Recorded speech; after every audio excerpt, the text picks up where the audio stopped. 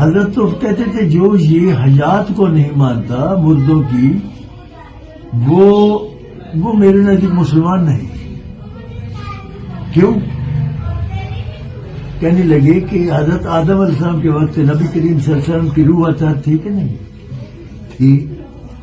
روح مگر اکیلی نبی بغیر جسم کے روح نبی نہیں ہوتی. اگر روح نبی ہوتی تو حضرت آدم علیہ السلام کی نبوت ہی نہ چلتی. اس کی شریعت کیسے چلتی؟ حضرت نوح علیہ السلام کے وقت بھی آپ کی روح اطہر تھی مگر نبوت تو چلی حضرت نوح علیہ السلام کی. اسی طرح حضرت موسیٰ علیہ السلام کے زمانے میں آپ کی روح اطہر موجود تھی مگر نبوت تو حضرت موسیٰ علیہ السلام ان کی چلی. جب آپ ہار ہرا میں تھے آپ کو نبوت حاصل ہوئی 40 سال کے بعد، اس وقت 40 سال تک بھی حضرت عیسیٰ علیہ السلام کی شریعت چلتی رہی اور آپ اس کے اوپر اس کے پابند رہے. آپ کے والدین کا نکاح بھی حضرت عیسیٰ علیہ السلام کی شریعت کے مطابق پڑھا گیا. آپ اگر یہ آپ عقیدہ رکھیں کہ قبر میں جو نبی کریم صلی اللہ علیہ وسلم کا جسم اطہر پڑا ہے صرف ڈیڈ باڈی ہے، اسکیلیٹن ہے، روح کہیں اور ہے. جسم کے بغیر روح نبی نہیں اور روح کے بغیر جسم حیات نہیں. جسم سے روح نکل جاتی ہے تو جسم تو مردہ ہو جاتا ہے.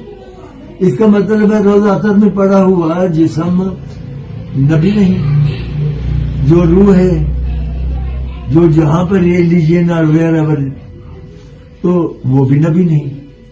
یہ کفر نہیں تو پھر کیا ہے؟ اس کا مطلب ختم نبوت پر آپ کا اعتبار نہیں ہے. پھر تو کسی نبی کے اوپر یقین کیا مطلب نبی تو رہنا ہے.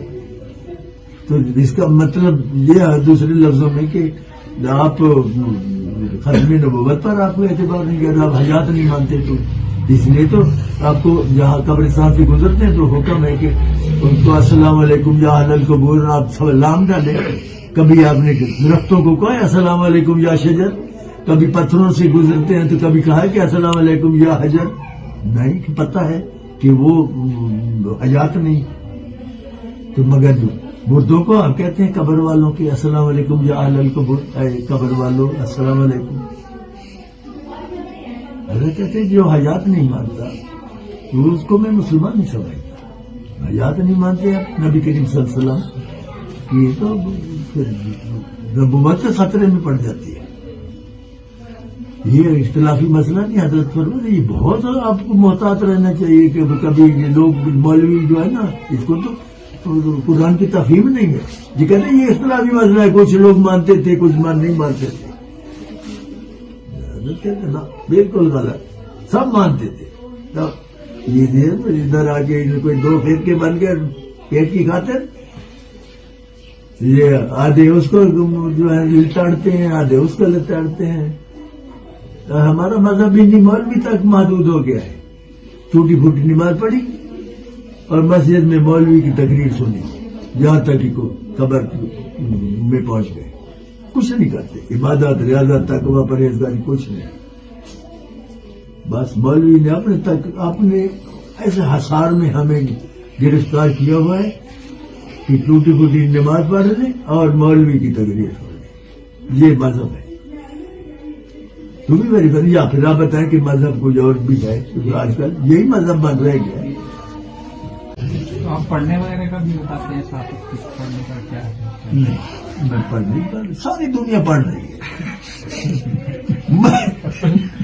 شاید کوئی عورت ہو جو جس کو کسی عورت نے عورت کی بڑی کانفیڈینس ہے جو اس کو کسی عورت نے وہ جو نا وہ وظیفہ نہ بتایا. وہ وظیفہ پڑھ رہی ہے مگر نماز نہیں پڑھتی. نماز نہیں پڑھے گی مگر تسبیح پڑھ رہی ہوتی ہے. تو میں وظائف کا اس کا قائل ہی نہیں ہوں. ہمارے حضرت ہمیں جو کرنے کی چیز ہے وہی کرتے ہیں.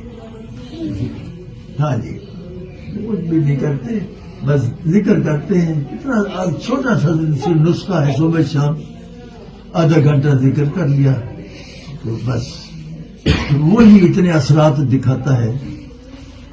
اللہ کا نام میں کتنی طاقت ہے. وہ تو میں جنات کو پکڑ کے مارتا ہوں. میرا شکر ہے الحمدللہ کوئی سامنا نہیں کر سکتا.